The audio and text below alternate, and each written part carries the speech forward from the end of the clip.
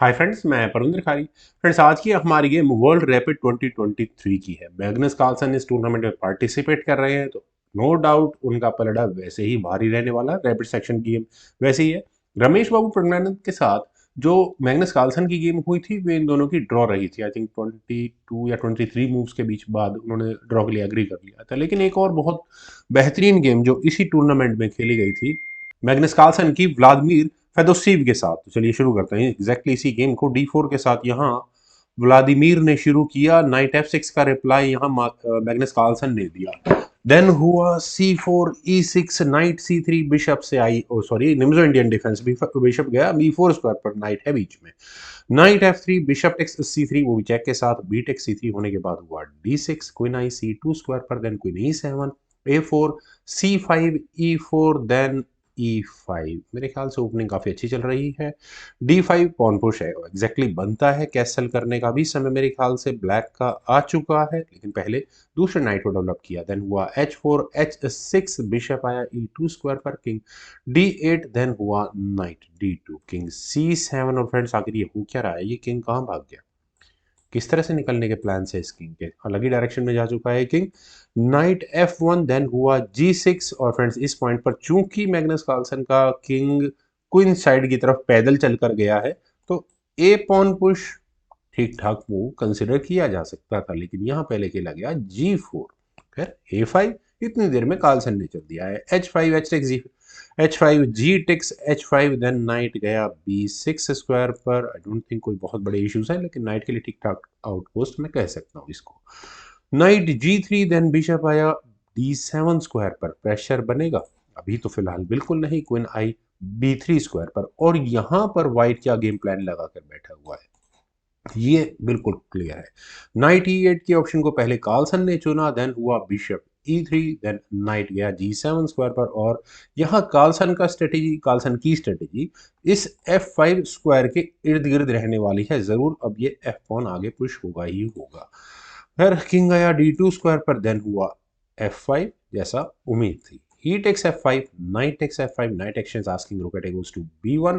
और यहाँ जो थ्रेट थी वो फाइनली व्लादिमीर ने इम्प्लीमेंट कर दी है। नाइट पर अटैक बना है, नाइट को हटाया भी नहीं जा सकता, तो rook A6 is the only solution for this move. Knight takes F5 bishop takes F5 then rook आया B2 स्क्वायर पर। बिशप की फायरिंग रेंज से रुक को हटाना भी जरूरी था। क्वीन गई G7 स्क्वायर पर, then queen D1। Queen D1 किस लिए? क्योंकि यहाँ ये क्वीन कहाँ जाने वाली है वो काफी हद तक समझ में आता है। रुक आया G8 स्क्वायर पर, देन किंग C1 क्वीन आई H7 स्क्वायर पर। और फ्रेंड्स, क्वीन के H7 स्क्वायर पर आने के बाद कहाँ जाता है ये बिशप? अभी तो फिलहाल कुछ समझ में नहीं आ रहा है। रुक आया A2 स्क्वायर पर, देन नाइट आया D7 स्क्वायर पर फॉर मैग्नस कार्लसन। रुक B2 वापस रुक मूव हुआ, देन नाइट F6 रुक G1 rook takes G1 queen takes G1 रुक एक्सचेंज कर लिया है। रुक A8 और अगला मूव में ये रुक कहाँ जाने वाला है? मतलब मैग्नस कार्लसन अपने पूरे अटैक को क्वीन साइड से शिफ्ट करके किंग साइड पर लेके जाने वाले हैं। नॉट एग्जैक्टली अटैक, अपने पूरे डिफेंस को किंग साइड की तरफ अटैक के रूप में पहुंचाने वाले हैं। खैर, इस पॉइंट पर व्लादिमीर को अपनी क्वीन को मूव कर लेना चाहिए था D1 स्क्वायर पर, देन ठीक ठाक रहता यहाँ से ये गेम। लेकिन यहाँ खेला गया F4 का मूव। F4 का मूव क्यों प्रॉब्लम वाला है? पहले तो रुक G8 क्वीन पर अटैक बना, क्वीन गई H2 स्क्वायर पर, और उसके बाद ई पॉन आगे पुश हो गया। और ब्लैक के पास एक ठीक ठाक पासर निकल आया है। रुक आया B1 स्क्वायर पर। और कम से कम अब यहाँ ये क्वीन बिशप की जो फायरिंग रेंज थी उससे फिलहाल गुजर के लिए टेम्पररी रिलीफ मिल चुका है व्हाइट को। क्वीन आई D7 स्क्वायर पर, देन बिशप गया D1 स्क्वायर पर। Bishop G4 bishop exchange asking है, करने चाहिए क्या? वेल, क्वीन B2 जैसा मूव मेरे ख्याल से ठीक रहता। क्यों ना अपने उसी अटैक पर वापस जाया जाए। लेकिन अगर यहाँ से ही गेम आगे बढ़ी तो कार्लसन के पास सिंपल मूव है किंग को B8 स्क्वायर पर लेकर जाने का, और B7 पॉन का डिफेंस भी हो जाता। खैर, चलते हैं एक्चुअल गेम पर। यहाँ खेला गया बिशप C2। बिशप के C2 स्क्वायर पर आने के बाद not exactly pawn under threat है ही नहीं। क्वीन गई F5 स्क्वायर पर, king B2 then bishop takes H5। Finally वो पॉन मिल ही गया है मैग्नस कार्लसन को। एक पॉन की लीड आ चुकी है उनके पास। रुक आया E1 स्क्वायर पर, देन हुआ B6 किंग B3 रुक G6 king H1 then rook आया G3 स्क्वायर पर। और फ्रेंड्स, फाइनली रुक सेंध लगाने में कामयाब हो चुका है व्हाइट की टेरिटरी में। कम से कम थर्ड रैंक तक तो जा ही पहुंचा है। व्हाइट की गेम में कमियों की बात करूं तो सबसे पहले एक पॉन का डाउन तो है ही यहाँ पर व्हाइट। दूसरा, सी फाइल में पॉन्स डबल है, दूसरी प्रॉब्लम। और एफ फाइल का पॉन काफ़ी वीक हो जाता है। खैर, अब इस पॉइंट पर यहाँ वाइट को क्या करना चाहिए? मेरे ख्याल से जो कुछ भी यहाँ वाइट ने चला वो तो बेहतर नहीं था। यहाँ क्वीन के h4 स्क्वायर पर जाने को व्लादिमीर ने चुना, और ऐसा करने के बाद क्वीन थोड़ा फंसती हुई नजर आ रही है। अगर यहाँ बिशप मूव भी कर ली, क्योंकि वाइट थोड़ा आउट ऑफ आइडियाज तो मुझे लग रहा है यहाँ पर। खैर, रुक h3 यहाँ कार्लसन ने चला ही चला, क्वीन पर अटैक बना, क्वीन गई f2 स्क्वायर पर, देन हुआ बिशप f3, और बिशप बिल्कुल सही स्क्वायर पर आ चुका है। यानी कि जो h पॉन जिस पर थ्रेट वाइट ने बना रखा था, अब वो बिल्कुल सेफ है। रुक g1, और फ्रेंड्स रुक के g1 स्क्वायर पर आने के बाद वाइट अपने रुक को 7th रैंक में ला सकता है, जो माइट भी आगे जाकर प्रॉब्लम क्रिएट करेगा। लेकिन नाइट यहां से गया g4 स्क्वायर पर और रुक की लाइन बंद कर दी है। क्वीन e1, क्वीन पर अटैक था, और यहाँ बिशप को भी एलिमिनेट किया जा सकता है, कोशिश की जा सकती है, लेकिन वो रुक को नहीं आने देना है। h5 यहाँ पहले कार्लसन ने चुना, बिशप गया c1 स्क्वायर पर, देन रुक h2, और फ्रेंड्स यहाँ रुक के h2 स्क्वायर पर आने के बाद अगर देखें तो रुक सेकंड रैंक में पहुंच चुका है।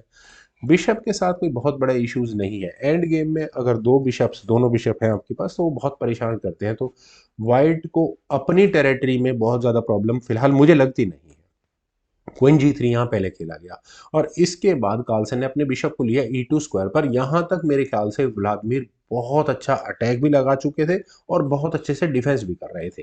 हालांकि रुक आ चुका है सेकंड रैंक में, वो प्रॉब्लम है, लेकिन फिर भी एडवांटेज हो सकता था व्लादिमीर को। वे यहाँ रुक को g2 स्क्वायर पर लेकर आते तो प्रॉब्लम बहुत हद तक सॉल्व हो जाती, क्योंकि यहाँ बिशप पर प्रॉब्लम्स है ही है। तो मुझे ऐसा लगता है कि रुक टेक्स g2 जैसी ऑप्शन ही चुननी पड़ेगी, क्वीन टेक्स g2, और उसके बाद बिशप d3। इस तरह से कुछ एक गेम आगे बढ़ती। लेकिन चलते हैं यहाँ इस पॉइंट से एक्चुअल गेम पर। यहाँ खेला गया रुक e1, और रुक के e1 स्क्वायर पर आने के बाद फ्रेंड्स, अगर आप टेक्टिकल मास्टर हैं तो आपको ये मूव समझ में आ गया होगा, deflection tactics. Bishop takes c4, वो भी चेक के साथ फोर्स्ड है, किंग टेक्स c4 करना पड़ेगा। एक पॉन यहाँ, बहुत इंपॉर्टेंट पॉन यहाँ वाइट को गंवाना पड़ा, रुक टेक्स c2। क्वीन गई h4 स्क्वायर पर, और क्या इरादा है, क्या कनेक्शंस की जा सकती हैं, और जी फाइल के पासर को निकालने की कोशिश की जा सकती है, माइट भी। किंग d7 के ऑप्शन को पहले यहाँ पर कार्लसन ने चुना। क्वीन g5 मैं सोच रहा था कि चलना चाहिए था, queen takes g5, F takes g5 होता है तो एक चेक दे देते हैं। हाँ, पॉन नहीं जाने वाला कहीं भी, एक चेक दे दिया, किंग मूव हो जाएगा, देन उसके बाद रुक को इस पॉन के पीछे लगाएंगे। खैर फ्रेंड्स, चलते हैं एक्चुअल गेम पर। यहाँ खेला गया था बिशप e3, और बिशप के e3 स्क्वायर पर आने के बाद रुक आया g2 स्क्वायर पर, देन क्वीन h1, रुक पर अटैक बना तो रुक आया g3 स्क्वायर पर, और यहाँ इस बिशप पर इश्यूज क्रिएट करने की कोशिश है। ये बिशप गया वापस c1 स्क्वायर पर। अब वाइट के पास वाकई में आइडियाज की कमी तो आ चुकी है। नाइट f6, और फ्रेंड्स नाइट के f6 स्क्वायर पर आने के बाद यहाँ d5 पॉन, इंपॉर्टेंट पॉन पर खतरा है, और क्या ये चेकमेट में तब्दील हो सकता है? लगता है ऐसा कि शायद चेकमेट में तब्दील ना हो जाए। तो इस पॉइंट पर क्या करें? किंग मूव करना ज्यादा बेटर है अकॉर्डिंग टू चेस इंडिया। हालांकि जान उसमें भी नहीं बचती, क्योंकि क्वीन टेक्स d8 चेक होगा ही होगा, किंग को b2 स्क्वायर पर जाना पड़ेगा, और उसके बाद क्वीन d3, और अब प्रॉब्लम्स को बढ़ती चली जाएंगे, अब तो रुकने वाला है नहीं कुछ मामला यहाँ से। खैर, यहाँ खेला गया रुक d1। रुक के d1 स्क्वायर पर आने के बाद फ्रेंड्स, यहाँ पर मैग्नस कार्लसन ने अपने रुक को d3 स्क्वायर पर लिया था, बिल्कुल सिंपल मूव है, ठीक है। और ऐसा करने के बाद से ही मेरे ख्याल से वाइट यही रिजाइन कर देता। लेकिन एक और ऑप्शन है जो मैग्नस कार्लसन यहाँ चुन सकते थे, क्यों नहीं वे अपने सी पॉन को आगे पुश कर देते। और उसके बाद फ्रेंड्स यहाँ रुक पर डायरेक्टली अटैक बनता है। खैर, चलते हैं गेम पर। यहाँ खेला गया रुक d3। रुक एक्शन आस्किंग है, अदरवाइज ये आपको डेंजरस चेकमेटिंग थ्रेट्स तो नजर आ ही रही होंगी। रुक टेक्स d3 करना ही पड़ेगा। ई टेक्स d3 होने के बाद रुक एक्शंस हुए, और डी फाइल का पासर थर्ड रैंक में जा पहुंचा है। बस किसी तरह से एक कदम और आगे पुश करना है, और उसके बाद कम से कम बिशप पर प्रेशर बनना शुरू हो चुका होगा। और यहाँ इस पॉइंट पर चलिए, ये भी कोई प्रॉब्लम नहीं है। व्लादिमीर ने एक और अजीबोगरीब मूव चला, उन्होंने यहाँ किंग को b5 स्क्वायर पर प्लेस किया। ऐसा क्यों किया आई डोंट नो। ये किंग वापस जा सकता था b3 स्क्वायर पर, लेकिन नहीं गया। Queen takes d5, queen action asking है, कर लेनी चाहिए थी क्या? ऐसी कोई वजह नहीं है, क्योंकि यहाँ से अगर ये गेम आगे बढ़ती है, नो डाउट ब्लैक एडवांटेज में होता, लेकिन किंग C4 का मूव चला जाता, उसके बाद नहीं, किंग को मूव करना तो ठीक नहीं था, पॉन बचाना बहुत मुश्किल हो जाता ब्लैक के लिए, लेकिन फिर भी उसके पास और बहुत कुछ है यहाँ इस गेम में आगे बढ़ाने के लिए। लेकिन चलते हैं गेम पर। यहाँ इस पॉइंट पर व्लादिमीर को कुछ पोटेंशियल नजर आ रहा होगा, पता नहीं कहाँ से नजर आ रहा था, उन्होंने चेक देने का चूज किया। किंग यहाँ से गया C7 स्क्वायर पर, देन हुआ C4, क्वीन पर अटैक बना, और यहाँ आप इस किंग की पोजीशन को देखिए जो ट्रैप हो चुका ऑलरेडी। रैपिड गेम में शायद टाइम का इशू रहा होगा, तभी वो इतना ज्यादा प्लान नहीं कर पा रही थी। क्वीन C6 चेक हुआ, किंग गया A6 स्क्वायर पर, और यहाँ इस फाइनल मूव फ्रेंड्स बताना पड़ेगा, आई डोंट थिंक सो। यहाँ B5 चेक मैग्नस कार्लसन का फाइनल मूव था, जिस मूव को चलने के बाद व्लादिमीर फेदोसीव ने रिजाइन कर दिया। रेजिग्नेशन का रीजन नहीं बताना नहीं चाहिए वैसे तो। किंग अगर यहाँ A7 स्क्वायर पर जाता है तो चेकमेट हो जाती है, और अगर किंग टेक्स A5 को चुना जाता है तो क्वीन B6 चेक, और वो मेट हो जाती है with the help of this C6 pawn. Friends, क्या गजब की गेम थी, काफ़ी अच्छा टेम्परामेंट दोनों खिलाड़ियों ने दिखाया। मैं कहूँगा व्लादिमीर ने भी काफ़ी अच्छा खेला, लेकिन मुझे ऐसा लगता है कि शायद उनका समय खत्म हो रहा होगा, जिसके कारण से उनकी एंड गेम में बिल्कुल गड़बड़ हो चुकी थी। तो फ्रेंड्स, मुझे उम्मीद है आप सभी लोगों को भी ये गेम जरूर पसंद आई होगी, तो आप लोग इस वीडियो को लाइक करें, शेयर करें, और मेरे यूट्यूब चैनल चेस गुरु को प्लीज़ सब्सक्राइब जरूर करें। आपके कमेंट्स का एज यूजल मुझे बेहद इंतजार रहेगा। Thank you for watching and bye for now.